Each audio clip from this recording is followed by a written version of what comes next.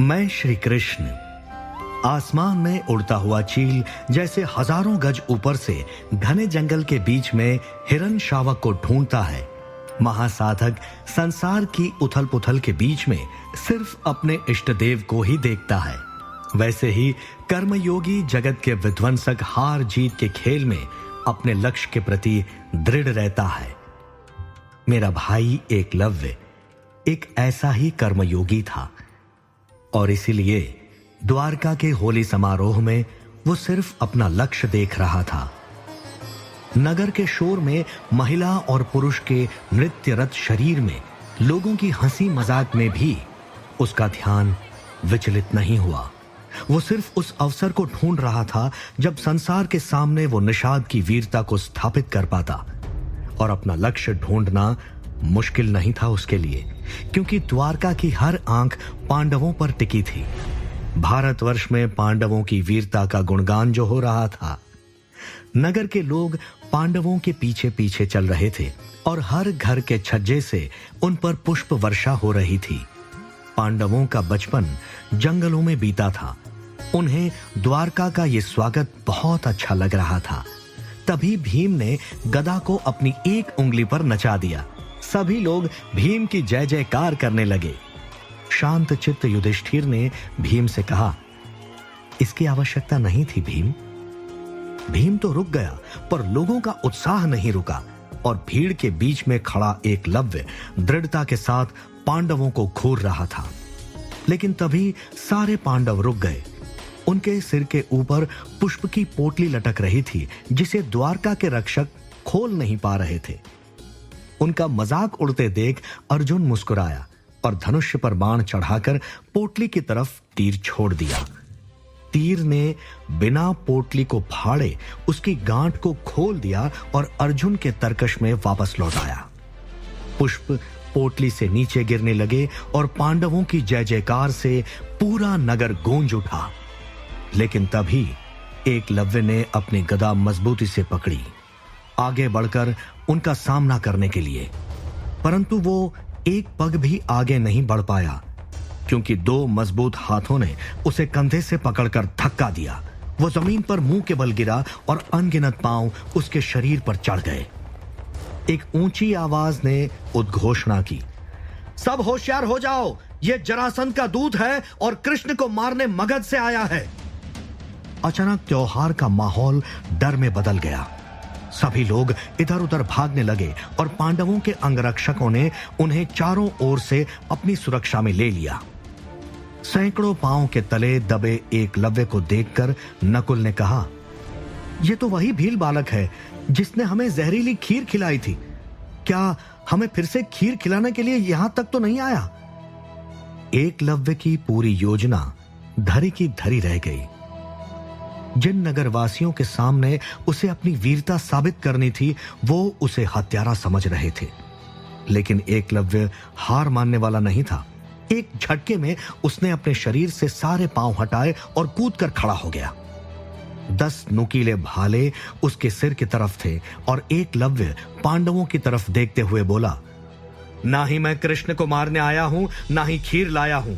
मैं भीलों की वीरता संसार के सामने दिखाने आया हूं और यह बताने आया हूं कि हम हस्तिनापुर के राजकुमारों से भी श्रेष्ठ हैं। अर्जुन ने अपना धनुर्बाण उठा लिया, पर भीम ने उसे रोकते हुए कहा, रुको अर्जुन, हम हस्तिनापुर के राजकुमार हैं, ऐसे किसी के सामने शक्ति परीक्षण नहीं करने लगते। एकलव्य क्रोधित होते हुए बोला, क्यों? ताकि तुम्हारी असलियत इन सबको पता ना चल जाए।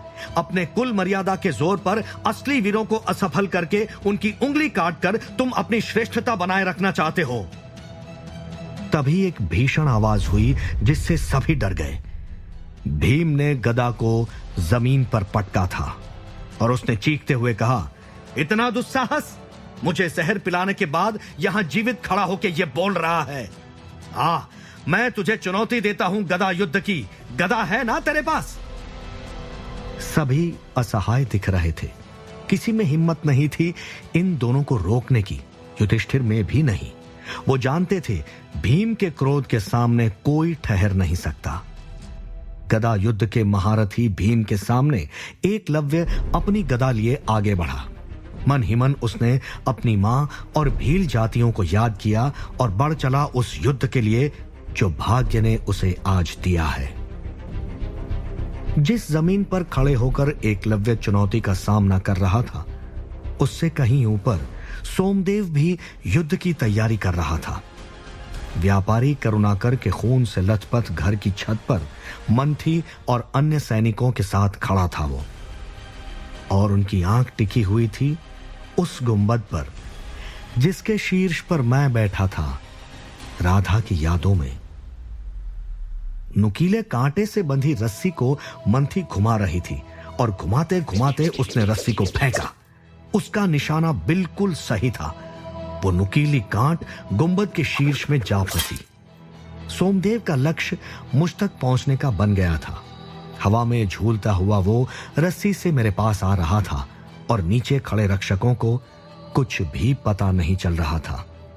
मंथी ने रंग की एक पोटली बनाई और सोमदेव को देते हुए कहा, ये लीजिए युवराज, ध्यान रहे खिड़की के पास पहुंचकर बस इसे फेंक दीजिएगा। और फिर अपने सैनिकों की तरफ देखते हुए बोली, मेरा मुंह क्या देख रहे हो? बाकी रंग लो और जाओ रंगशाला की तरफ और रास्ते में रंग बांटते जाना। जब इधर कृष्ण की लाश गिरेगी तो उधर नगर में लोगों की लाश का ढेर लगना चाहिए। अगले ही क्षण सोमदेव ने झूलते हुए रस्सी को पकड़ा और धीरे धीरे आगे बढ़ने लगा कृष्ण की तरफ। एकलव्य विवश होकर खड़ा था। आसपास लोग हंस रहे थे और उसकी गदा धूल में पड़ी हुई थी। समंदर की लहर उठती है ये सोचकर कि वो जमीन को बहा देगी, लेकिन अगले ही पल धक्के खाकर वापस समुद्र में मिल जाती है।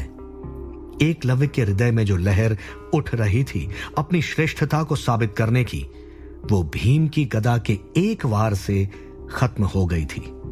उसने फिर से गदा उठाई, परंतु भीम के एक और वार ने उसे वो बात बता दी जो उससे कई बार छुपाई जा रही थी, कि ये गदा उसका शस्त्र नहीं है और भीम के सामने उसकी कोई बिसात नहीं है। लेकिन वो भाग नहीं सकता था, क्योंकि भीम ने कहा, क्या हुआ? खत्म हो गई भील की वीरता? कम से कम 2 पल तो सीधा खड़ा रहे निषाद। एकलव्य ने गदा उठाई, परंतु भीम हवा में कूदते हुए उसके पास आया और एक जोरदार प्रहार किया। गदा जमीन पर तो नहीं गिरी, पर इस महायुद्ध में वो गदा हवा में उड़ते हुए नगर के लोगों को पार करते हुए कहां गई किसी को पता नहीं चला। लोग पांडवों की जय जयकार करने लगे और भीम के बड़े हाथ ने एकलव्य का कंधा दबोच लिया। युधिष्ठिर ने कहा, भीम, इसकी आवश्यकता नहीं है। भीम ने कहा, अरे भैया, इसे बस अपने जंगल, अपने भीलों के बीच भेज रहा हूं और जाते जाते इसे समझा दूंगा कि राजमहल इसकी जगह नहीं है। ये कहकर एकलव्य को खींचते हुए भीम आगे ले जाने लगा। ठीक उसी समय सोमदेव रस्सी में पांव फंसाकर खिड़की के पास खड़ा हो गया। एक कदम और खिड़की के अंदर, और उसका लक्ष्य सामने था, यानी कि मैं। अपने पिता के सामने अपना नाम और सिर ऊंचा करने का एक खूबसूरत मौका था। बस था नहीं तो उसके पक्ष में भाग्य। इसलिए एक जोरदार आवाज के साथ पूरा गुंबद कांप उठा। नीचे खड़ी सेना ने ऊपर देखा तो पाया कि एक बड़ी गदा उस मीनार से टकराकर नीचे गिरी, और उसी समय ऊपर देखते हुए उन्होंने सोमदेव को देख लिया। सारे सैनिक एक साथ चिल्ला पड़े। उनके चिल्लाने से सोमदेव की एकाग्रता टूट गई और उसका हाथ रस्सी से फिसल गया। 100 गज नीचे वो सरसराकर फिसलने लगा, लेकिन तभी उसके हाथ ने रस्सी को पकड़ लिया, जिसे पकड़कर वो मेरा नाश करने आया था। और तब उसने नीचे देखा, खिड़की की तरफ, जहां मैं खड़ा था। सोमदेव मुझे देखकर डरा नहीं, पर मेरे चेहरे पर हंसी देखकर वो बहुत घबरा गया। मैंने उसकी तरफ हाथ आगे बढ़ाकर कहा, जरासंध पुत्र सोमदेव, क्या द्वारका की होली इतनी प्रसिद्ध हो गई कि उसे मनाने के लिए तुम खिड़की के रास्ते से आ रहे हो? बोल देते तो मैं न्योता भेजता, रथ पर बैठ कर आते तुम। मेरे हाथ में उसने अपना कांपता हाथ रखा और मैंने उसे खिड़की के अंदर खींच लिया। ठीक उसी समय मगध के सैनिक भीड़ में मिलकर सबको रंग देने की कोशिश कर रहे थे, पर सबकी आंख उस रास्ते पर थी जिस पर घसीटकर भीम एकलव्य को ले जा रहा था, नगर के बाहरी द्वार की तरफ। चारों ओर हंसी की गूंज थी और एकलव्य स्वयं को भीम की पकड़ से छुड़ाना चाहता था, लेकिन चाहे वो जितनी भी कोशिश कर ले, महाबली भीम से खुद को छुड़ाना उतना ही मुश्किल था जितना शेर के मुंह से शिकार का बाहर निकलना। और एकलव्य की कोशिश से नगर के लोग और जोर जोर से हंसने लगे। भीम चिल्लाते हुए बोला, हर बार हमारे पीछे आ जाता है, आज तुझे ऐसी जगह भेजेंगे जहां से तू लौट कर कभी वापस नहीं आ पाएगा। तू भील का युवराज है ना, आज सारे भील वासियों को पता चलेगा कि महल के राजकुमारों का सम्मान कैसे करते हैं। नीचे हो तुम हमसे और हमेशा नीचे ही रहोगे।